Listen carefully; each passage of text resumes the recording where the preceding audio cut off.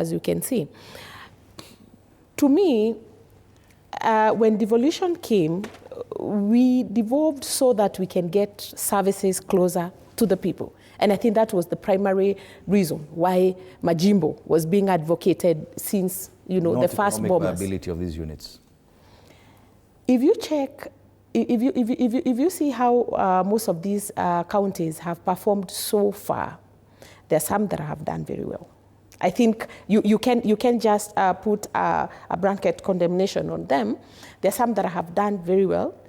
The other day I was listening to the governor of Murang'a, Irungu Kangata, and I was really impressed when he was doing that presentation in Homa Bay the other day. But in the same devolution conference, I saw other counties try to showcase what they've been able to achieve. And it was really, it left a lot to be desired. So the money that we seem to strive for, because that is where the strive is between all these leaders, including ourselves, the ones who are in charge now and even the ones to come, we seem to be competing for resources that are, number one, are limited, but everybody needs some money so that they can do something for the people. And that is where I think we get it wrong. Because some of the roles or some of the work that we want to ask the Member of Parliament to do for the people are things that are supposed to be implemented by the county government, for example. We failed to do enough civic education to the people so that they understand the roles of all these people. If you listen to the condemnation, when you listen to Wanjiku will tell you, we are suffering because Ruto is not doing anything. Ruto has failed in doing this. Ruto has failed in doing this. We do not hold individual leaders to account by understanding their roles. Let's start from there, even before we go to the funds, because the issue of funds seems to be a very big elephant in the room, actually. And all these leaders seem to want to have some money so that they can go and do something for Wanjiku, so that Wanjiku is impressed and so that they can vote them again. Again, we are politicizing this whole issue.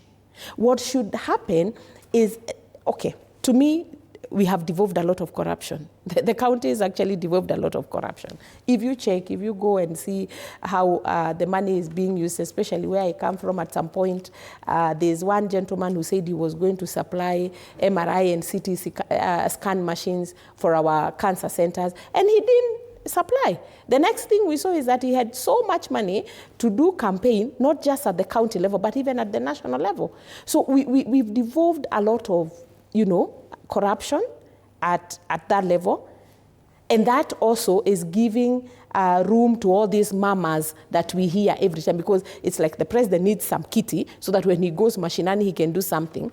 The deputy president seems to be very busy with something he calls the empowerment program. He needs a kitty. The members of parliament here, they need a kitty. The senators need a kitty. All this for what? Why can't we consolidate, if you're talking about development, we can consolidate the development fund, put it somewhere so that we take care of our basics. And our basics are healthcare, education, and those are the things that are making Kenyans cry every now and then. And even as you come to the end, as you make your final comments, the issue has always been that the intention was to decentralize government, to remove too much focus on the presidency, to remove too much focus on the central government. But that appears to be a mirage. There's still a lot of focus on the president. I think you had already gone with yours, so let's go with Bonagakuya for now.